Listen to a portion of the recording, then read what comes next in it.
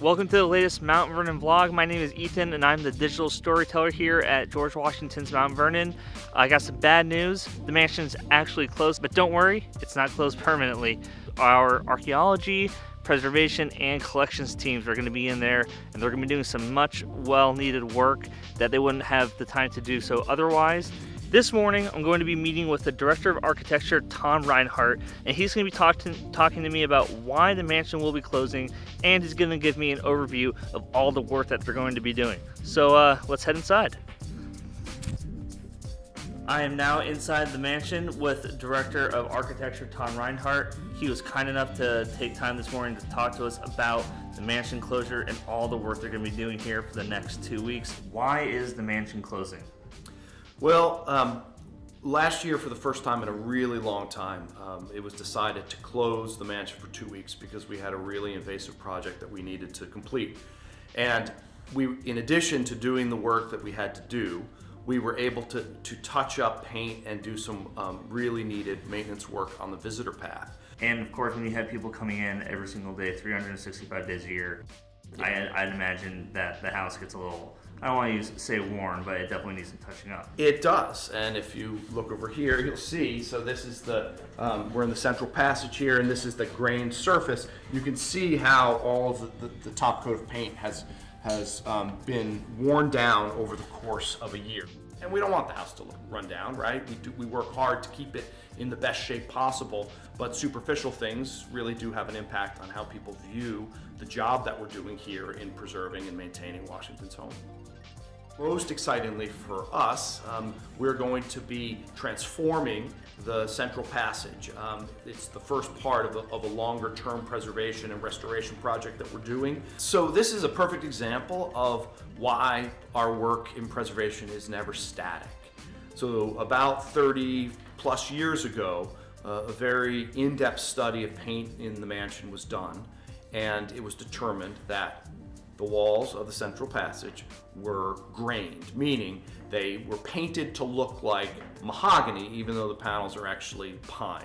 So it was something that was pretty commonly done in gentry homes in the 18th and 19th centuries to make it look like you spent more money than you actually did. So 2 or 3 years ago, we went back and we re-sampled and reanalyzed the paint samples from the central passage.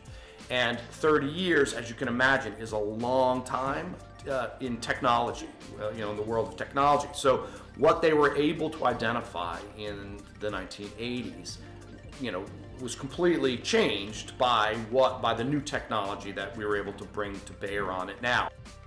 When we went back and looked at it, we were able to identify all the early layers of paint, and we identified more than they had in the 1980s, thanks to improved technology.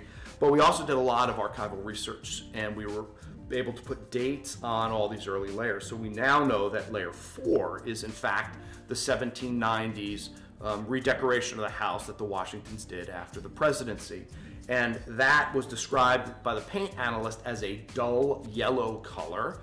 It actually kind of is, once we color matched it, it was actually appeared to be kind of a lightish tan color, and that's the color that we're going to be applying to the walls in the next couple of weeks. So anyone who has visited Mount Vernon in the past 30 years, it would have looked like this, correct? Exactly right. I then met with Michelle from the collections team, and she filled me in on their plans for the closure. The collections team cleans in the mansion every morning before guests arrive. We dust every object and vacuum the floors. But during the closure, this will give us a chance to really do some additional tasks that we don't get the chance to do. One of these is we're planning on moving some of our large furniture away from the walls, and this will give us a chance to really clean underneath and behind these pieces. It will also give us a chance to do a full condition assessment. We'll take many photographs and detailed condition notes of our historic objects, both large and small. Objects in a historic house are subject to swings in relative humidity, temperature, and light exposure. So it's really critical for us to be able to document the state of these objects. Tom then took me down to the basement to give me the rundown on what the archaeology team would be working on.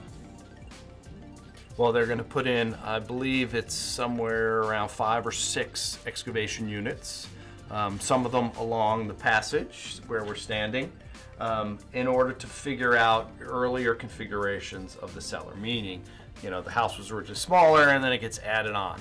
We're also trying to figure out if we can nail down some dates as to when certain parts of the cellar were reorganized exactly, because we have a pretty good idea, but not exact dates, like when this passage gets put in.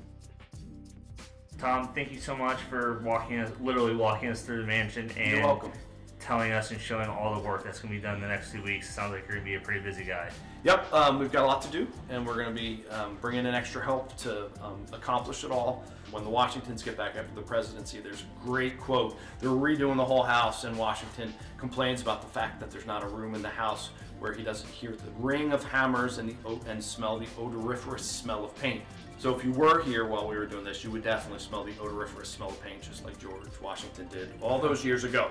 But we got to get that work done right now, Nathan, so get lost.